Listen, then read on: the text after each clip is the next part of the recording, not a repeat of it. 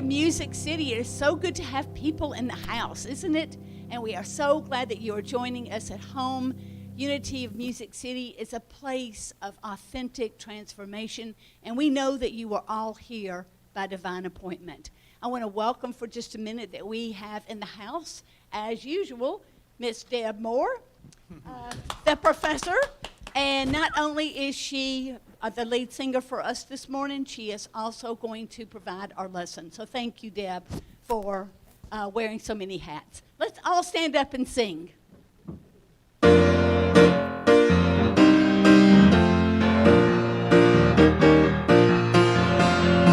Reach out, spread a little love around. Reach out, spread a little love around. If you want to make a difference in this world, there's just one thing to do. You gotta reach out and spread a little love around. Oh yeah. Reach out and spread a little peace and joy. Reach out and spread a little peace and joy.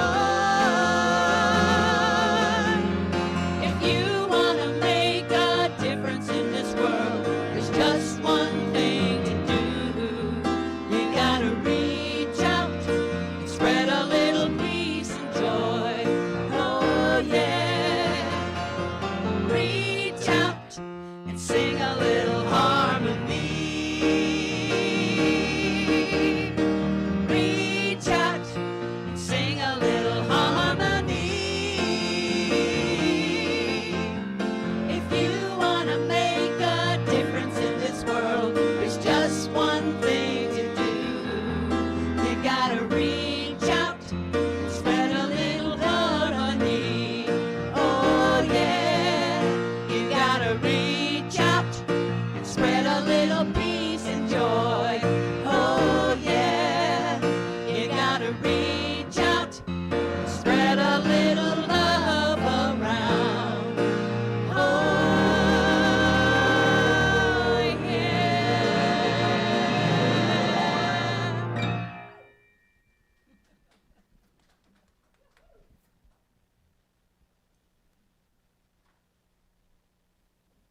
Good morning, good morning. We wanted to let everybody know that Unity of Music City is now open on a limited occupancy. We are practicing social distancing and masks are required. The Namaste Cafe and children's programs are not available at this time, so please plan accordingly. No ticket required, just show up. You are welcome, welcome back. The prayer chaplains are available for prayers. If you have a prayer or a concern that you would like the chaplains to be made aware of, you can email that prayer request to uofmcprayerrequests@gmail.com. Again, that email address is uofmcprayerrequests@gmail.com. For those of you that are in the sanctuary, we still have the prayer request boxes available, one at the front of the sanctuary and then one in the lobby. Any and all prayer requests are welcome. Please join the Lunch Bunch via Zoom every Wednesday morning at 11:30. They are reading the book Braiding Sweetgrass by Robin Wall Kimmerer. Contact Karen Burr for more information. Tuesdays beginning October the 6th, that is this Tuesday, adult education class, We Are Our Brothers and Sisters Keeper. Are We Our Brothers and Sisters Keeper at 7 via Zoom. You can see Ryan Gill. He's going to be helping us out along with his fabulous partner, Frank Castellano. They are doing this along with Margie and Valerie. You can see them on the Zoom link or for possible socially distanced in-person classes. I think we're still kind of discussing that, aren't we, Ryan? But for right now, we're just going to launch this via Zoom. But that will be happening this Tuesday again at 7 p.m. Saturday, October 17th, land lovers are going to be meeting from 9 to noon. You guys' participation would be greatly appreciated in this. Again, due to continuing COVID-19 concerns, the Energy Wellness Clinic will be on hiatus until January 2021. However, the Healing Arts Ministry practitioners remain available for individual requests via the HAM email. That email is uomcenergywellness@gmail.com. Again, that email address is uomcenergywellness@gmail.com. You may contact Margie, Valerie, or myself if you need anything in between. Thanks to all of you who have supported and participated this ministry in the past. We look forward to seeing you in the near future. Namaste. And also, the writers group would like you to know that they are meeting once again. The next meeting will be Sunday, October 25th at 1 p.m., and all writers are welcome. And at this time, I would like to welcome back the Harmony 4.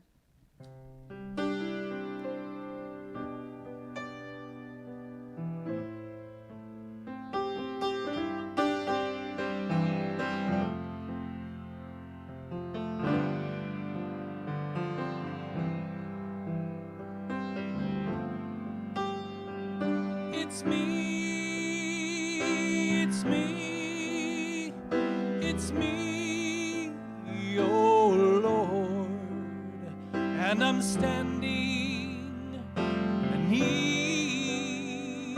of prayer. It's me, it's me, it's me, oh Lord, and I'm standing in need of prayer. It's me, it's me, it's me, oh Lord, and I'm standing in the need of prayer. It's me, it's me, it's me, oh Lord, and I'm standing in the need of prayer. It's not my mother, not my father, but it's me, oh Lord, standing in the need of prayer. It's not my sister, not my brother, but it's me, oh Lord, standing in the need of prayer. It's me, it's me, it's me, it's me, oh Lord, and I'm standing in the need of prayer. It's me, it's me, it's me, oh Lord, and I'm standing in the need of prayer. It's not the preacher,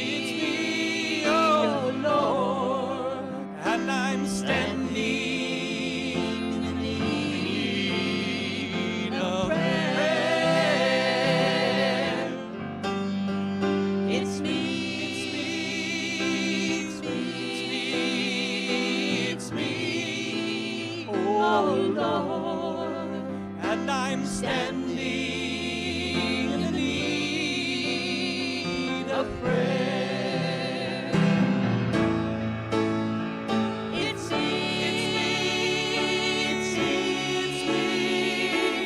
me, oh Lord, and I'm standing in the need of prayer.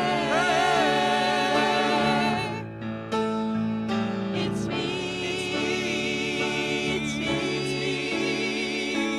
me, oh Lord, and I'm standing in the need of prayer, and I'm standing in need of prayer.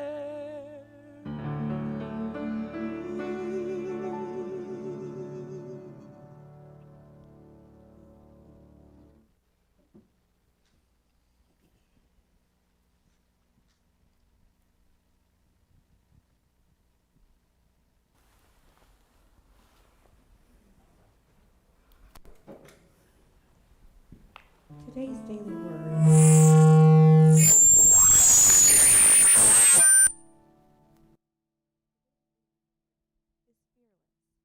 If you guys will say with me, I am fearless as I live authentically. Again, I am fearless as I live authentically. In the past, I may have hidden my inner light, afraid to be myself.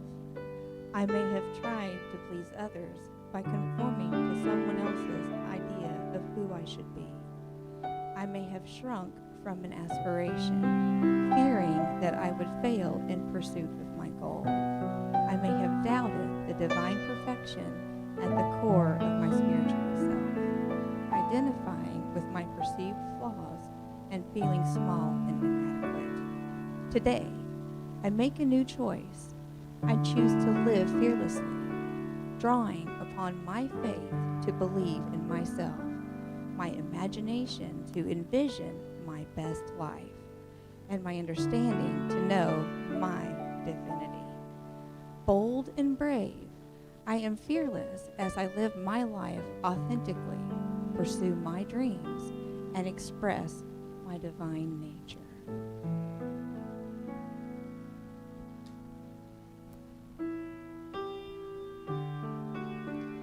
I invite you to take just a moment now to close your eyes if you wish, or at least soften them. Soften the focus to where things of this world just fade away for a moment. And in that time when we slow our thoughts down, our mind down, we begin to focus on just our breath.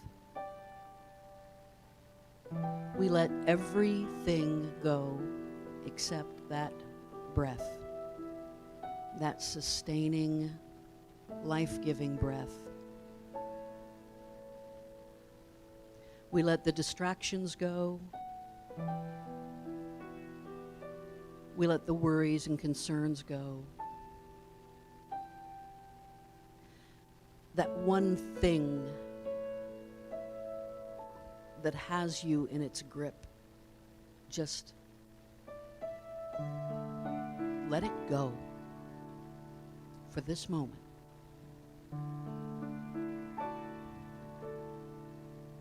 Just stop focusing on it.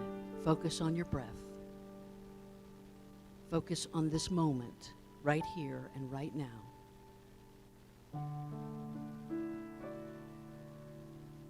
Focus on feeling the spirit of the divine flow through you as breath, flow from you as love, joy, and peace. It is a beautiful place in which to rest. So let's rest there now for a moment together in the silence. in the silence.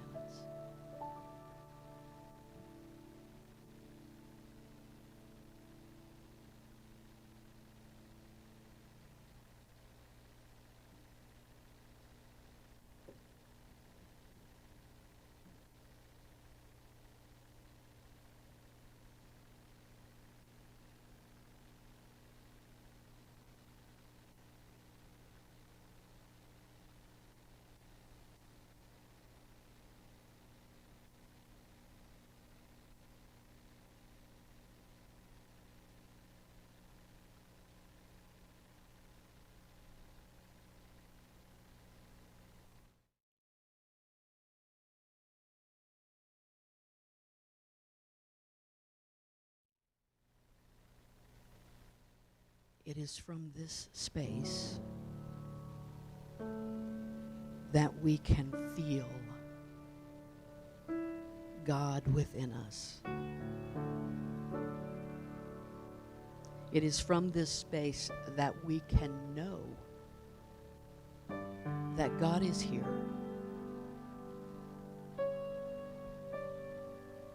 With us, in us, showing up as us, and reminding ourselves of that truth is our daily work. I am in God. God is in me. My life is God expressing.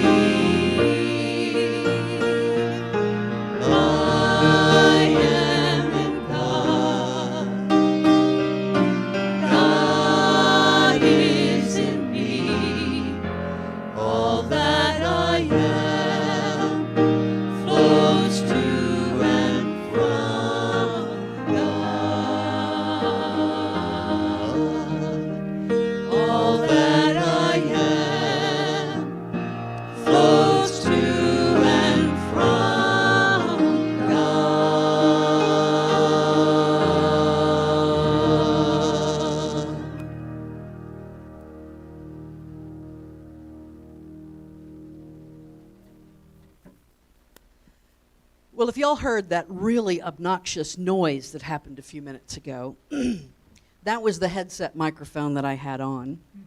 And so rather than take the risk of subjecting you to that again, I am just going to leave it be. And what a wonderful day to be talking about letting go, right? Letting go of our attachments. It seems like every time we ask, we get an opportunity to let go of our attachments, right? It is fall. Happy fall, y'all. It is the first Sunday of October, which is my favorite month. How many of you in here, October is your favorite month? Okay, I've got easily half of this room. And there are quite a few folks out here today. Just happy to see all of them. So, you know, I'm not going to give you the trite, the leaves remind us it's time to let go, the strength of letting go. We hear that every fall. But the truth is that the trees remind us of the strength of letting go, right? And fall is a great time to talk about it. We've got so many things that give us the opportunity for letting go right now. It's fall season, it's debate season, it's election season, it's almost Christmas with the in-laws season. It's a great time to talk about letting go, right? It's an ongoing process. We talk about it a whole lot because we need to.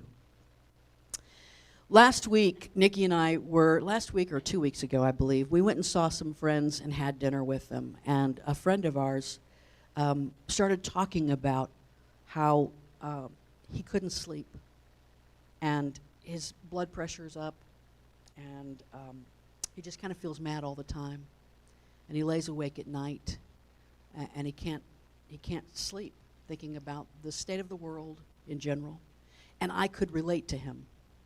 I could relate to that feeling of something just kind of feeling overwhelming. And you know, in that moment when something is overwhelming you, for someone to say, you know, just let it go, really, quite frankly, you should get smacked for saying that in that moment, right? That should be the appropriate response. I am not advocating violence. But the truth is, when people are in the grip of something, that's not the time to tell them to let go. And I think we have a misunderstanding, a general misunderstanding of letting go. We can just go to, I don't know if this is, oh, you know what? It could be on. I'm going to let go of the need for this to work perfectly and take that there. We misunderstand a little bit about letting go. Because I think we get this idea that letting go means we are completely removed from anything and everything going on in the world. Letting go means that we stop concerning ourselves, and we don't, almost an element of we just don't care anymore, right? We've often thought of it in those terms. Sometimes we've been taught about it in those terms of just not caring, and I don't think that's right. I don't think that's what letting go is. Because if letting go meant that we stopped caring, then Marianne Williamson would have never run for president. Right?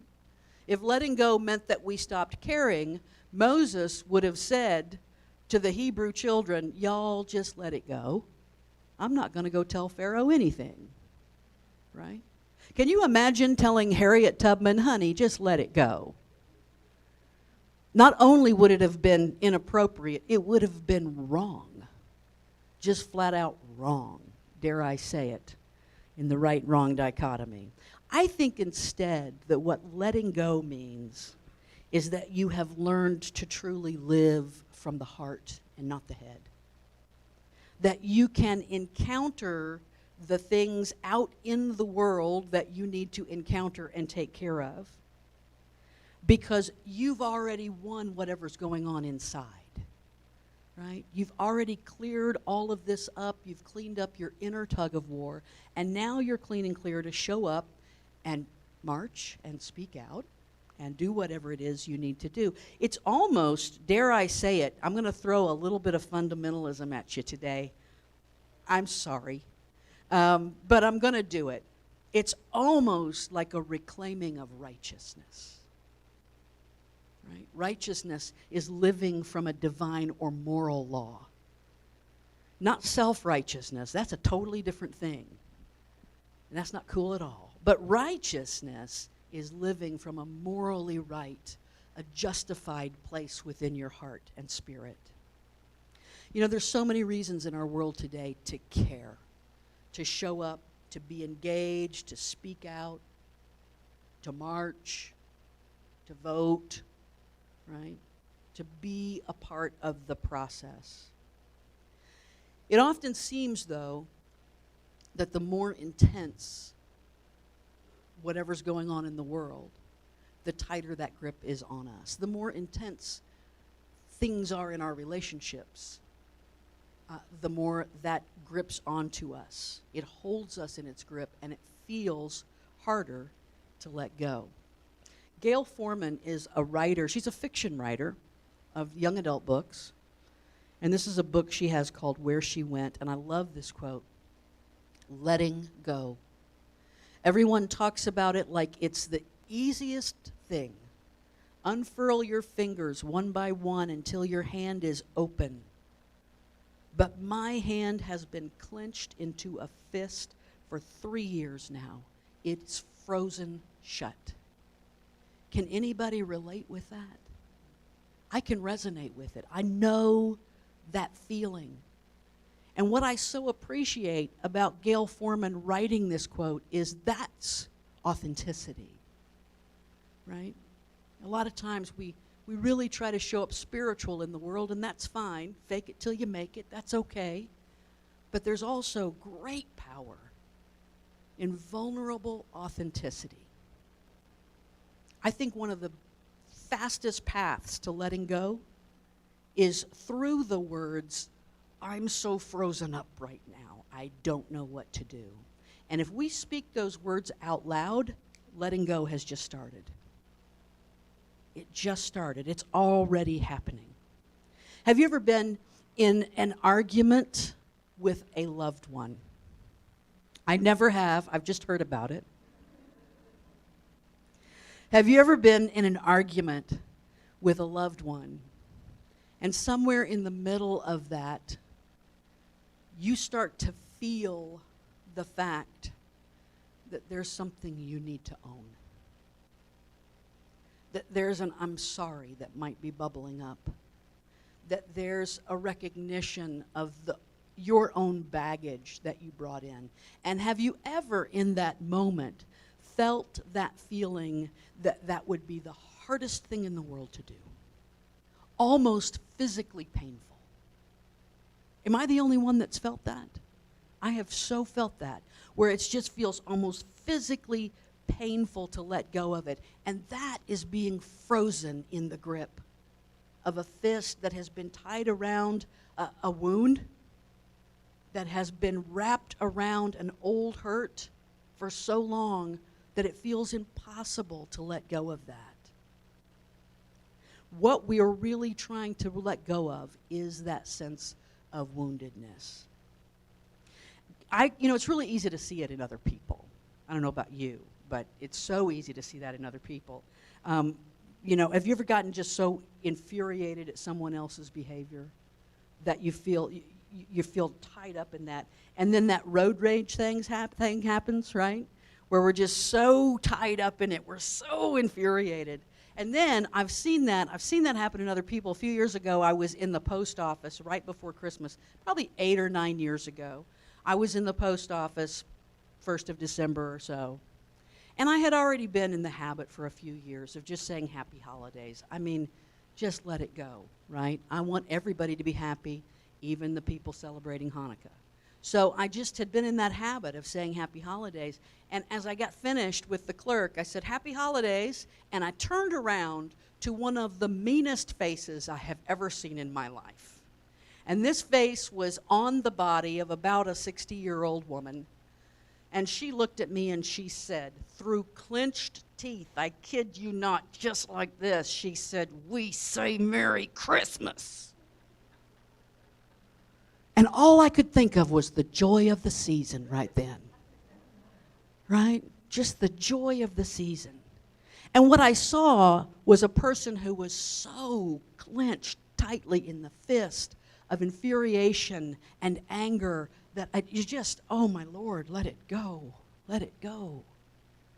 A friend of mine who is Mexican-American was telling me just this past week about he and his daughter being at the movie theater, and they were speaking Spanish to each other.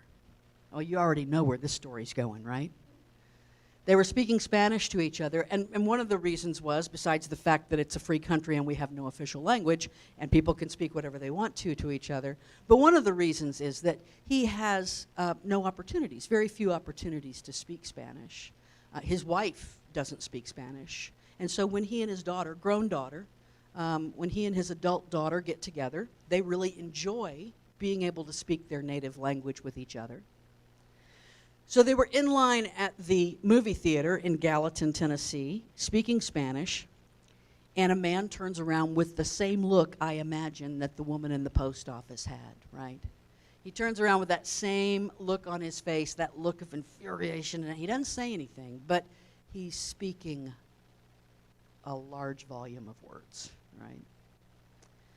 Jaime is trying to think of what can he do, my friend Jaime. And he says to his daughter, he's looking at his daughter thinking, I can't let her believe that I'm going to let this pass. So he finally just turned to the guy and he said, it's okay, we're not talking about you.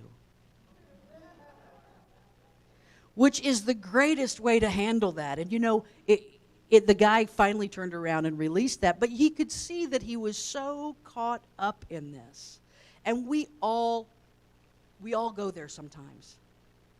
Some of us have gotten pretty good at letting go. We've done the work, right? We've been intentional, and still we can get caught up there sometimes.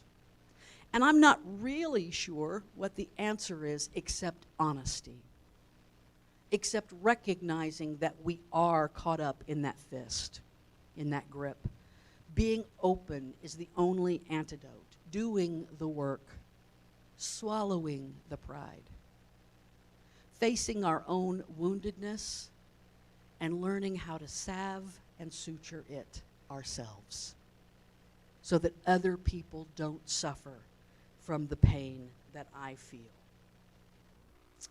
Steve Maraboli is a motivational speaker, and he says, the truth is, unless you let go, unless you forgive yourself, unless you forgive the situation, unless you realize that the situation is over, you cannot move forward.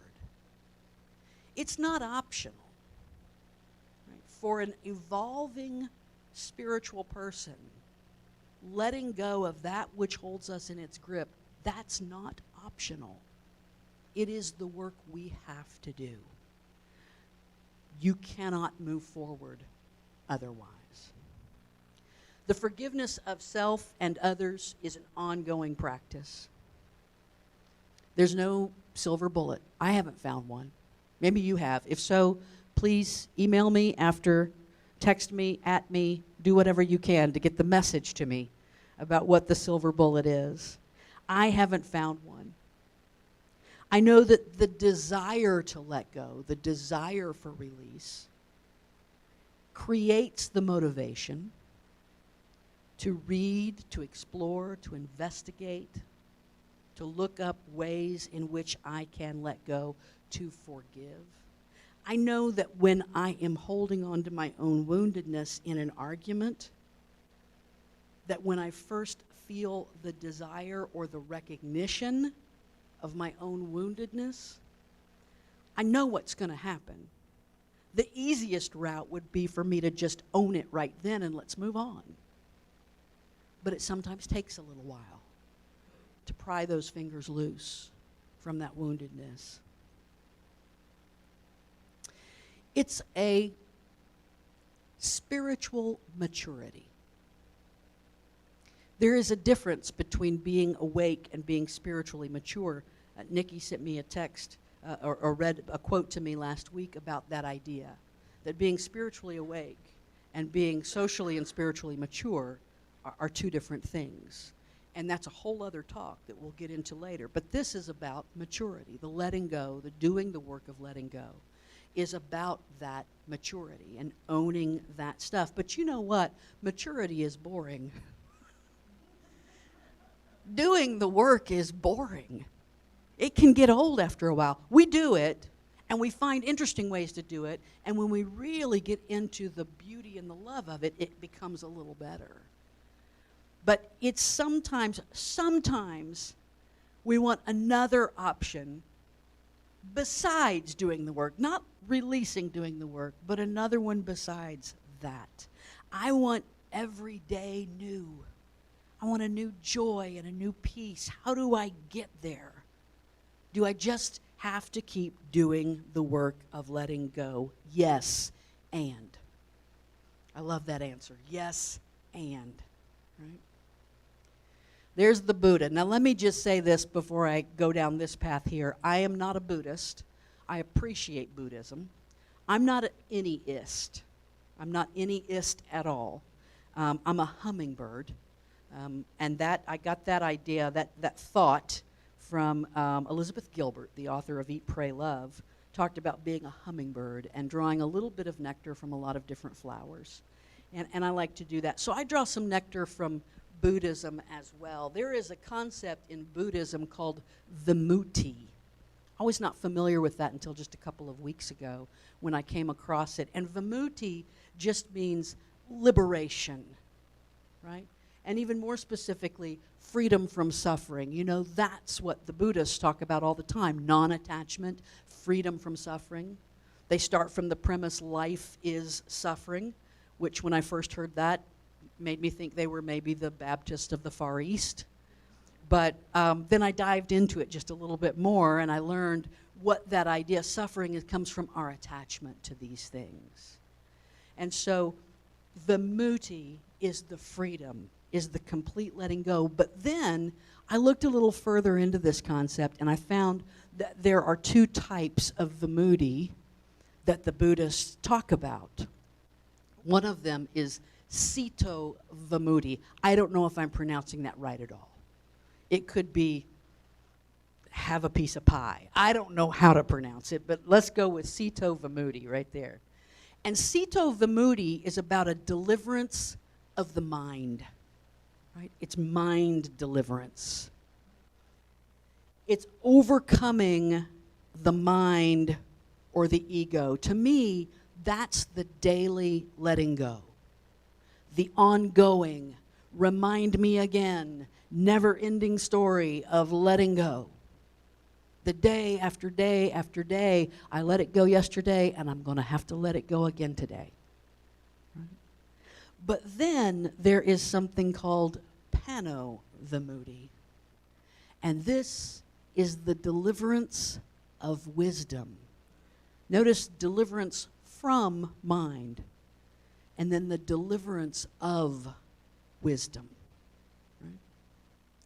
It is reaching nirvana, the complete and total surrender to an undeniable heart wisdom. It is a full body acknowledgement of truth when it presents itself to you. Do you know that feeling that you feel in your body? In the same way that not being able to let go of something that has me in its grip can be a full body experience, surrender is a full body experience as well. I was talking to Vic last week, and he was talking about a moment, an aha moment, a moment of awakening and deliverance, when he said to me, all 7 chakras opened at once. And I said to him, I'm stealing that. Because I know exactly what that means. I know exactly how that feels when everything feels open and everything feels brand new. There's a writer named C. Joybell C. You need to look this woman up. She's been called the Batman of our times. Right? She is, she's a feminist. She is a cultural critic. Right? She's a writer. And she says, the day I understood everything was the day I stopped trying to figure everything out. The day I knew peace was the day I let everything go. And I think that's one of the differences here that we're looking at, the dichotomy, the difference between a Sito vimutti and a pano vimutti, the difference between a deliverance of mind and a deliverance of wisdom. And that is the idea, the difference between letting it go and letting everything go. Letting everything go until all those chakras are open and spinning. Now, I told you I was going to give you just a little touch of fundamentalism. Get ready. Get ready. Some of y'all might want to, I don't know, take a Valium or something. This dichotomy, the letting it go and the letting everything go, the deliverance from mind, the deliverance of wisdom. Kind of reminds me, when I was growing up, we referred to it as getting saved and sanctified. Right, Sherry? Right there with me, my fellow Nazarene. Getting saved and sanctified. Some churches talked about getting filled with the Holy Spirit. Or the really, really good churches were filled with the Holy Ghost. Right? You were filled with the Holy Ghost. And something transformative happened. Let's put aside theology for just a moment. Let's put aside whether what they believe and we believe is right or wrong. Let's just put all of that aside. Something transformative happened in those moments. I'm not ever going to tell a good church-going Nazarene this, but I think all 7 of their chakras opened at the same time. I'm pretty sure that's what happened. You know, growing up, we used to have something called an altar call. And what that meant was that the minister had done a really, really good job, right, and was feeling it, and knew that the people were feeling it, and the minister gave an invitation to people to say, if you want to get your life right, come on down and let's do that. I used to joke with Denise that the one thing New Thought was missing was altar calls. That was the one thing we didn't have. And she kind of looked at me like I was cray-cray, but I was kind of serious. And the reason why I was kind of serious is because the magic of that moment is the magic of completely letting everything go. I remember being a kid, and I remember sitting in one of those services, and I remember feeling that full body feeling that came in those moments.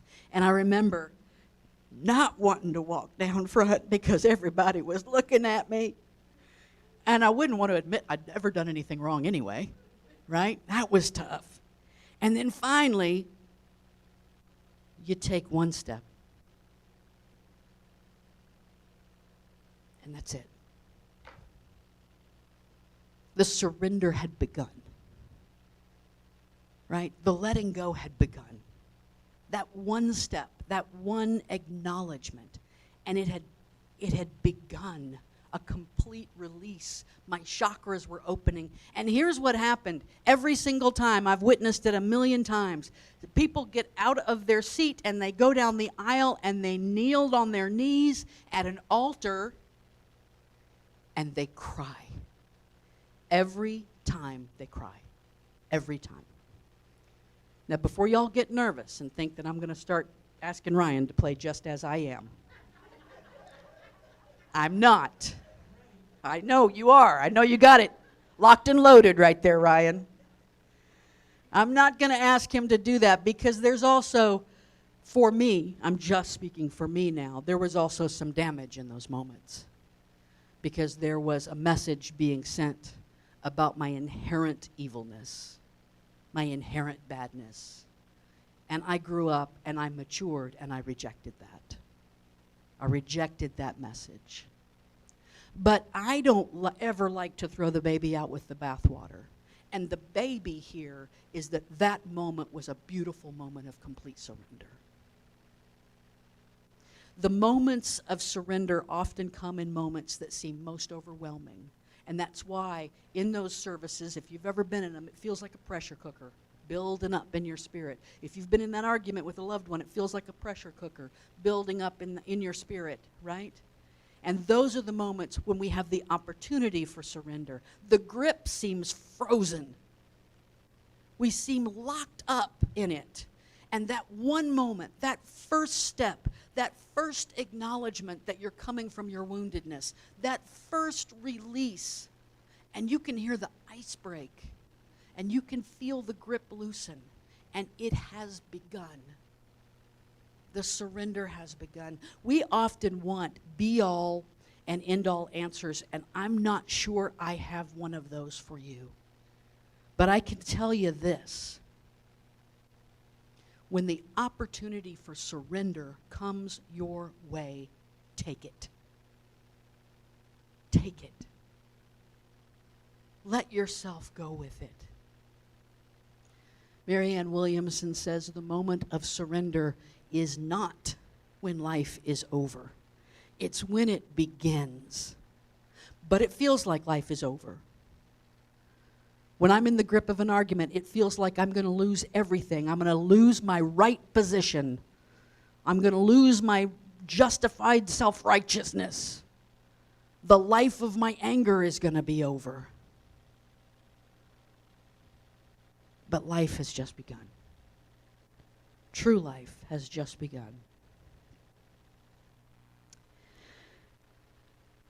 So one of the things that we've been doing in the pandemic, I'm sure we're the only ones, is binge watching television shows.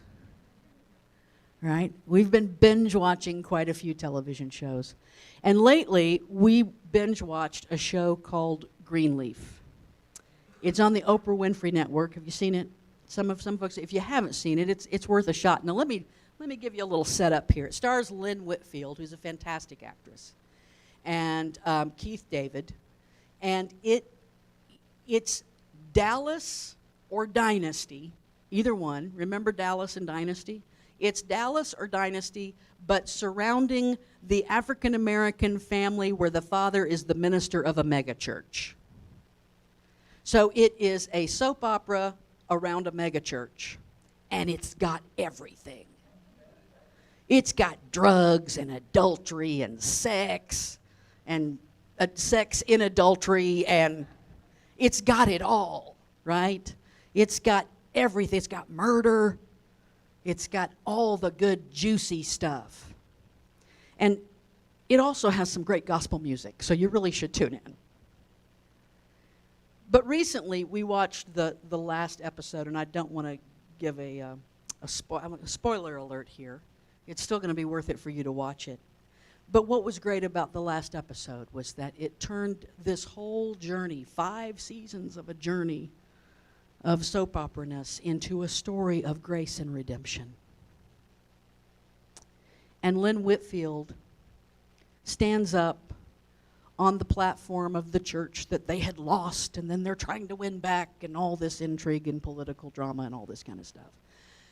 And she stands up on that stage, and she delivers a 5-minute sermon that absolutely opened every chakra in my body, not just the 7, the 107 and the 1007 and all of them. And she gave a talk from Isaiah 43, 18 and 19, and those are the verses that say, forget about the old stuff. Behold, I am doing a new thing. Now it springs forth. Do you see it? And that one concept, that one idea, that we could surrender to a new thing that the divine is wanting to do in us, that just opened me up. We were sitting up in bed, and I'm just sobbing like I needed an altar call. Just sobbing. It wasn't I'm sure my mother, had she been there right then, would have said, oh, hallelujah, she's found Jesus. Right? That's what she would have thought in that moment. And that's okay. If that's her chakra opening understanding, that's okay. But what had really happened was that I had just let myself go in a moment of surrender to a truth that I knew was true. And it was beautiful. You know, there might be, this is the closest I'm going to get to an altar call. I'm going to allow you an altar call in your spirit and me. In this world that we're living in this outer world and our inner world and our daily life and our relationships, is there something that you can surrender today? Is there anything that you feel the need to release? It has you in its grip.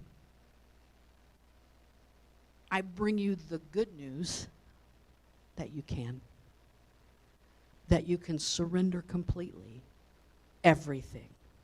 The good news is that your spiritual altar call can come at any moment, and for me it often comes at those when I am least expecting it. Standing out in my backyard, tending a fire under a full moon, and suddenly the spirit of surrender comes on me. watching a night soap opera television show, and suddenly the Spirit comes on me. And it says, open up and let go. Right now, just open up and let go. Let this day be a new thing. Living a life that is every day new requires surrendering every chance we get. Namaste.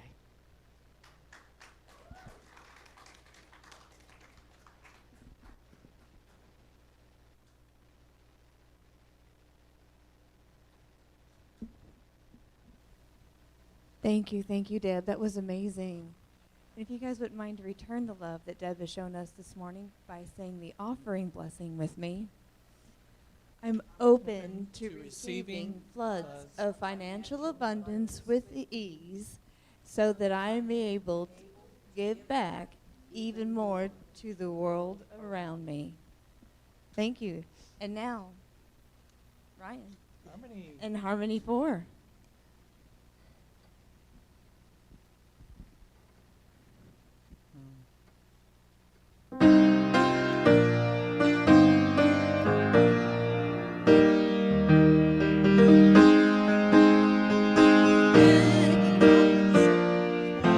Spirit, a new day is dawning. Can you feel it?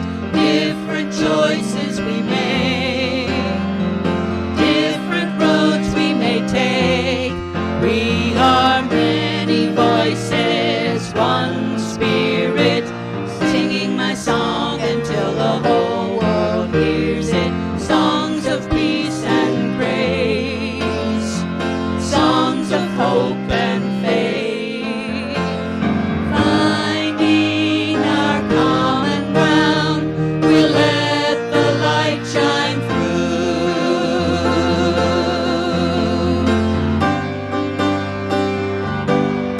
We are many voices, one Spirit, a new day is dawning. Can you feel it? Different choices we make, different roads we may take.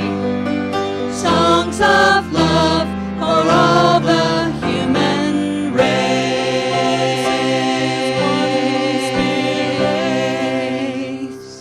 Please join us with the prayer of protection. The light of God surrounds us. The love of God enfolds us. The power of God protects us. The presence of God watches over us. Wherever we are, God is, and all is well.